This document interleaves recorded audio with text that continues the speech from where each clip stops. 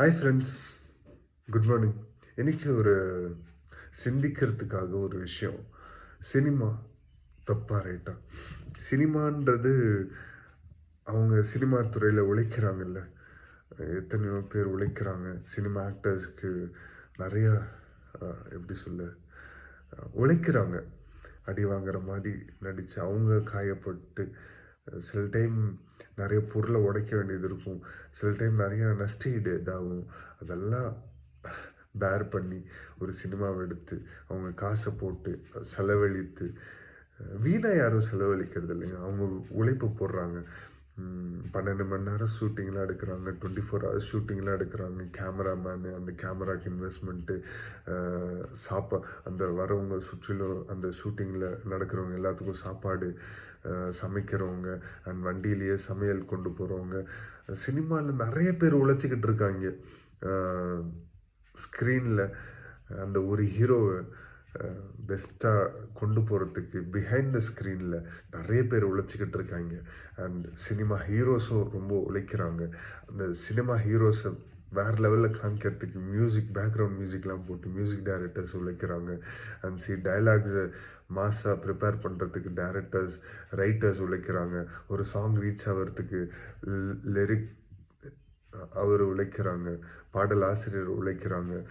And இன்னும் என்ன சொல்ல போகணுன்னா, அந்த இடம் நீட்டாக இருக்கிறதுக்காக அதை தொடச்சி இது பண்ணுறதுக்கு அவங்க உழைக்கிறாங்க. ஒரு ஹீரோவை அந்த ஃபேஸ் நல்லா பிரைட்டாக தெரியறதுக்கு பியூட்டிஷியன்ஸ் அவங்க உழைக்கிறாங்க.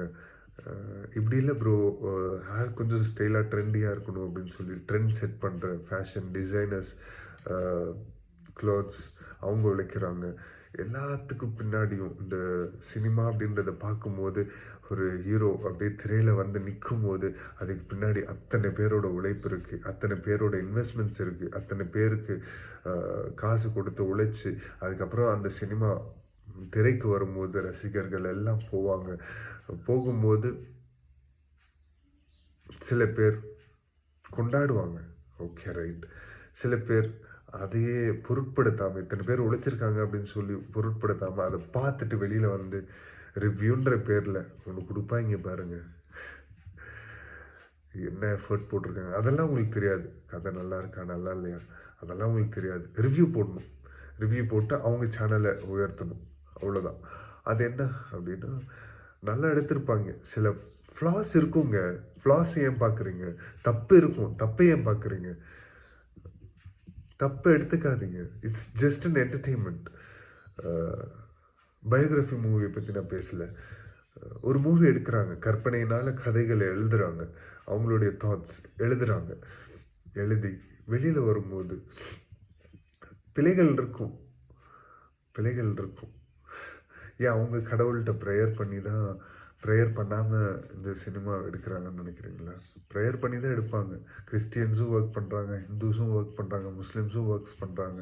ஸ்பிரிச்சுவலாக, ரிலீஜியஸாக நான் பேச வரல. Hard working persons, they are all hard working person. கெட்டவனாக ஒரு கதாபாத்திரம் வருதுன்னா அந்த கதாபாத்திரத்தில் மட்டும்தான் அவன் கெட்டவனே தவிர ரியல் லைஃப்பில் அவன் கெட்டவன் இல்லை. ரியல் லைஃப்பில் நிறையா கெட்ட குணம் பிடிச்சவங்க இருக்காங்க, நல்லவன் போல வேஷம் விட்டுட்டு. ஆனால் இவங்க நல்லவங்க கெட்டவங்களை போல வேஷம் விட்டு இருக்கிறாங்க, அவங்கள யாருக்கும் பிடிக்காது. ஸோ சினிமா வந்து அதை லைஃப்குள்ளே அவங்க கஷ்டப்பட்டு ஜஸ்ட் அன் என்டர்டெயின்மெண்ட், அதை என்ஜாய் பண்ணிவிட்டு வெளியில் வந்துடணும், அவ்வளோதான். லைஃப் என்டர்டெயின்மெண்ட்டாக இல்லை. It's just an entertainment, not taking it, inhaling in our life. So பாருங்க, but don't intake that thing in your life. சில விஷயங்கள் வந்து ஒத்து போகிற மாதிரியே இருக்கும், ஒத்து போனால் போட்டோம், சரி விட்டுருங்க, அவ்வளோதான்.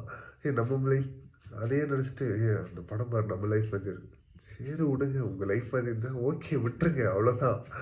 அதை விட்டுட்டு அதையே நினச்சிட்டு இன்ஸ்பிரேஷனாக எடுத்துக்கோங்க. சரி நம்ம லைஃப் மாதிரி இருக்கு, சரி விடு போவோம் அப்படின்னு சொல்லிட்டு அப்படி போயிருங்க. ஒரு கெட்டது எடுத்தால்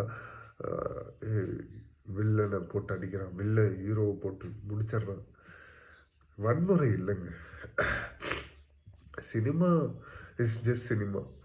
அவங்க கூட வன்முறையில் கடைசியில் பார்த்தா ஏதோ ஒரு சின்ன விஷயத்தில் அன்பு, சில விஷயத்தில் அன்புனால கூட வன்முறையை எடுத்திருப்பாங்க.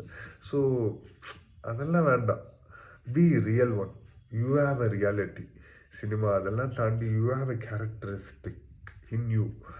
So try to take that reality. Cinema is separate, real life is separate. So live your own real life. Don't follow cinematic characteristics. சினிமாவில் வர கேரக்டரோட குணாதிசயங்களை ஃபாலோ பண்ணாதீங்க. சினிமாவில் அந்த ஒரு படத்தில் நடிக்கிறவங்க அவங்களோட குணாதிசயம் அதுவாகவே இருக்காது. அந்த படத்துக்காக மட்டும்தான், அந்த ஷூட்டிங் ப்ராசஸில் மட்டும்தான் அவங்களோட குணாதிசயம் அப்படி இருக்கும். அந்த சினிமாவை தாண்டி வெளியில் வந்து பார்த்துட்டிங்கன்னா they will be their own real life. they will not be a cinematic life. That is them. So take a cinema just an entertainment. அவ்வளோதான். They are also working out.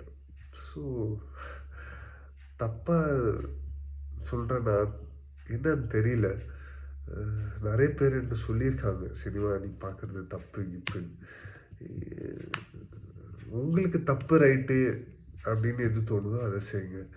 நீங்கள் தப்பு ரைட்டு எது பண்ணாலும் ஒரே ஒரு விஷயம் மட்டும் இருக்குது. தப்பு ரைட்டு நீங்கள் எது பண்ணாலும், தப்புன்னு தெரிஞ்சு நீங்கள் பண்ணாலும் அதுக்கும் கணக்கு கொடுக்கணும். நல்லதுக்கு நீங்கள் நல்லது நீங்கள் பண்ணிட்டு போயிருங்க பேசாமல்.